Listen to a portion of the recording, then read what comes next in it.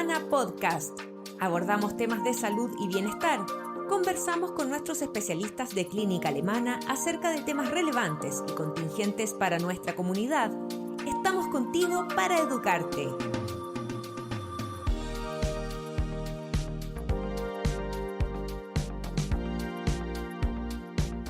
Bienvenidos a un nuevo Alemana Podcast. En esta ocasión conversaremos con Isabel Margarita Morales, nutricionista deportiva de Alemana Sport de Clínica Alemana, quien nos contará sobre la importancia de las grasas en el deporte. Bienvenida Isabel y muchas gracias por acompañarnos. Hola María José, ¿cómo estás? Muchas gracias por la invitación, muy contenta de estar acá hoy día. Gracias por acompañarnos Isabel. Para empezar, cuéntanos qué son las grasas y cuál es su función en el organismo. Ya, mira, las grasas son nutrientes, al igual que las proteínas y los hidratos de carbono, ¿ya? Y tienen múltiples funciones, por lo tanto son importantes en nuestra dieta diaria. Una de las funciones es estructural, es decir, forma parte de todas las células de nuestro cuerpo. También es muy importante en el cerebro. Nuestro cerebro, una buena parte es grasa. También tiene una función estructural, aislante, térmica. Y es muy importante pensando en el deporte, en aquellos, por ejemplo, deportes de invierno o deportes donde se practican en aguas a bajas temperaturas y en algunas otras condiciones también es muy relevante. Además tiene como función el transporte de distintas vitaminas que son esenciales para nuestro organismo, como las vitaminas liposolubles. En general, cuando hablamos de grasas, la mayoría de las personas sienten que es como el enemigo del cuerpo, que hay que eliminar la grasa. ¿Es tan mala la grasa?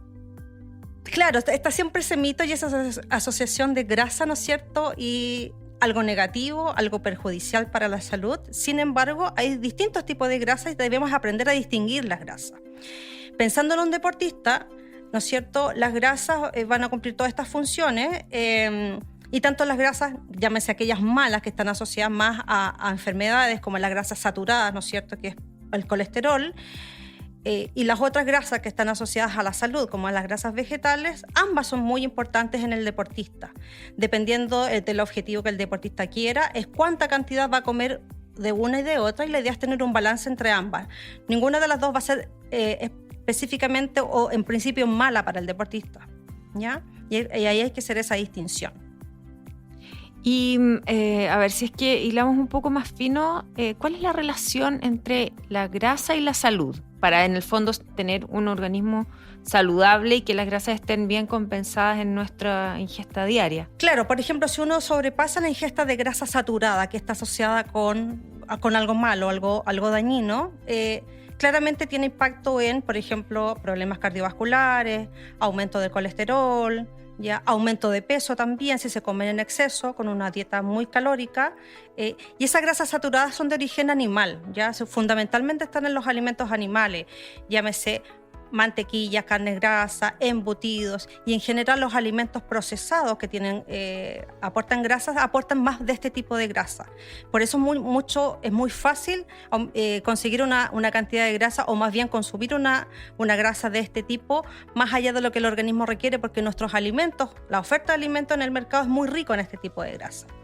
Versus la grasa vegetal, que tiene un efecto al contrario, un impacto positivo en la salud, que son las de origen vegetal, como les mencionaba, y tiene aceite, dentro de ellos el aceite de oliva, el aceite de canola, la palta, los frutos secos, las semillas, que también, ¿no es cierto?, nos van a aportar toda esta línea saludable, pero además nos van a aportar una buena fuente de vitamina y una buena base energética para el deportista.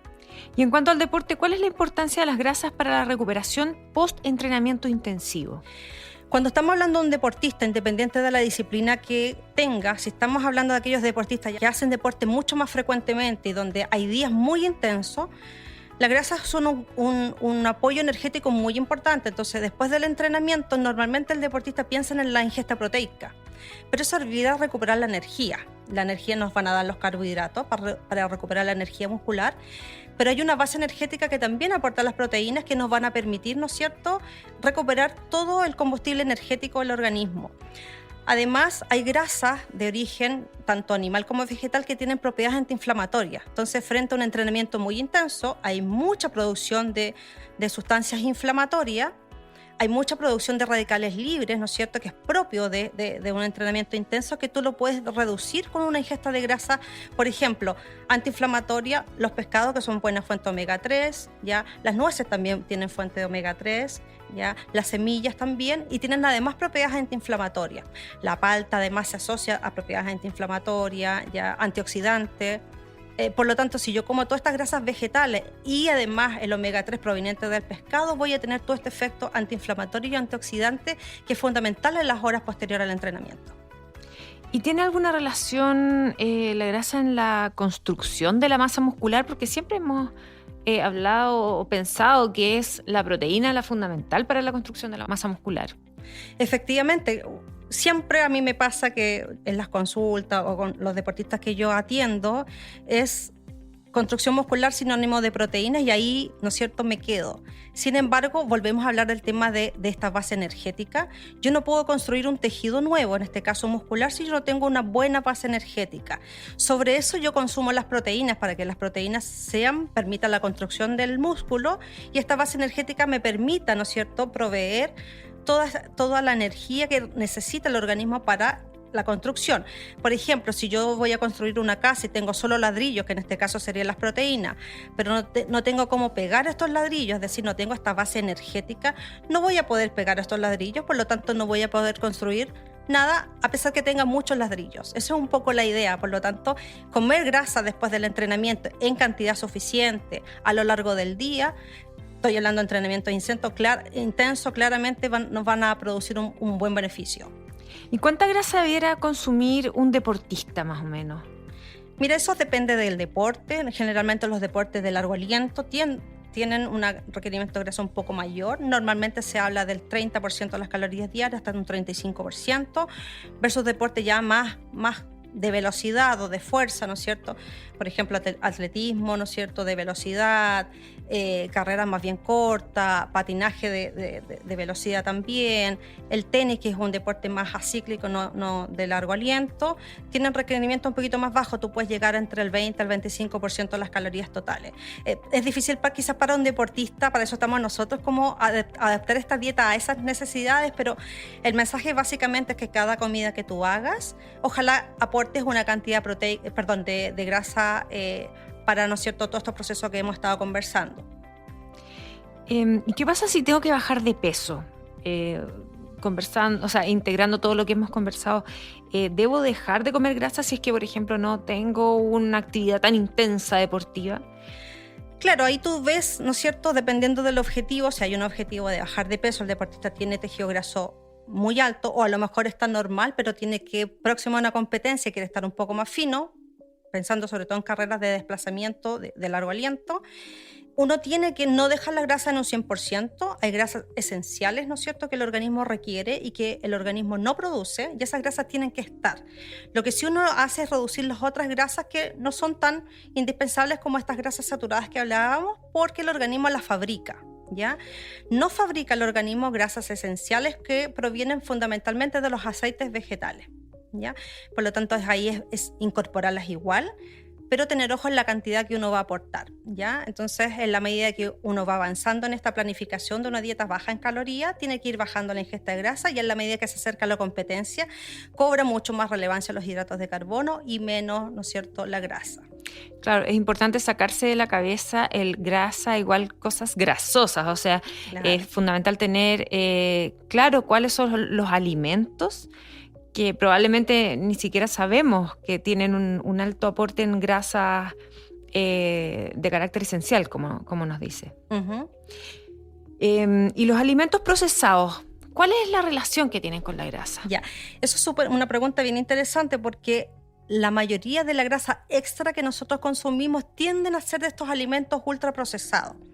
Los alimentos ultraprocesados, en términos generales, son aquellos bastante más industrializados, donde uno toma un alimento, lee su etiqueta y una cantidad de ingredientes impresionante, y dentro de hecho mucha grasa, dentro de ellos mucho azúcar y mucha sal.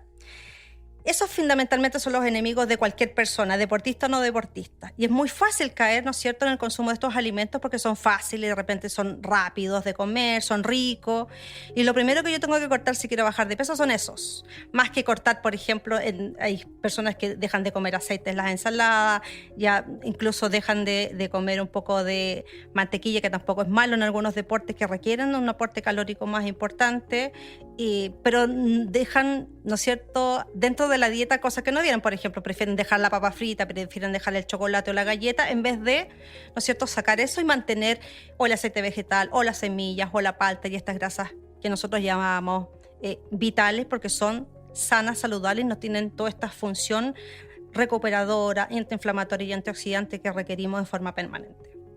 Isabel, para terminar, ¿nos podrías dar algunos tips para elegir el tipo de grasa correcta y cuánta cantidad más o menos debería consumir un deportista?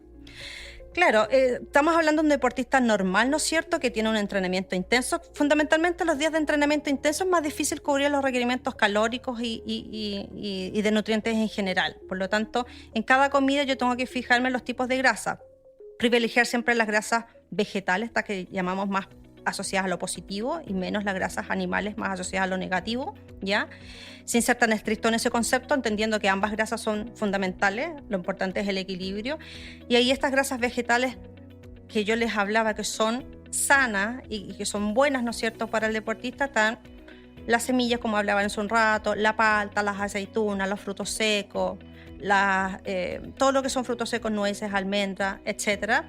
Esas son grasas, ¿no es cierto?, que hay que potenciar el consumo. Cantidad, ojalá en cada comida, una porción de ella. En la mañana puede ser un puñado de frutos secos, un poco de pan con palta, por ejemplo, con un poco de aceite de oliva. Al almuerzo lo mismo. A media tarde también un buen snack, yogur con cereal y un poquito de frutos secos o semilla viene bien. Y en la noche exactamente lo mismo, ¿ya? Y las otras grasas, que son las de origen animal, que son más asociadas a lo negativo, fundamentalmente vienen alimentos ultraprocesados, que eso es básicamente para afuera. Idealmente podemos tener la licencia dentro de un marco, pero eso incluye además embutido, que también es un alimento ultraprocesado, mantequilla, ¿no es cierto?, de vaca, que hay que reducir su ingesta ya y comer un poquito más ocasional.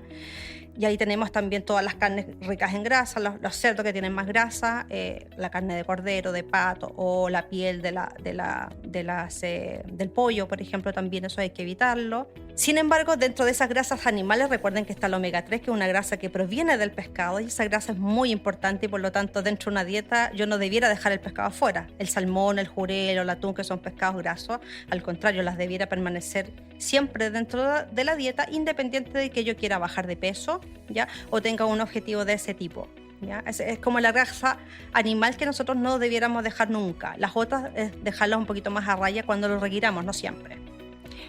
Perfecto. Quiero agradecerte, Isabel, por explicarnos este tema de forma tan didáctica, muy simple. Muchas gracias por acompañarnos. Muchas gracias a ti, María José. Un gusto estar acá esta tarde y espero que esta información les sirva a todos los que están escuchando. Muchas gracias. Nosotros nos despedimos y nos encontramos en una próxima edición de Alemana Podcast.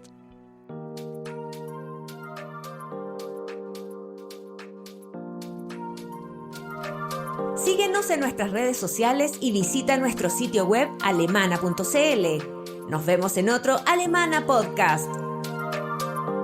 Clínica Alemana. Si es tu salud, es la alemana.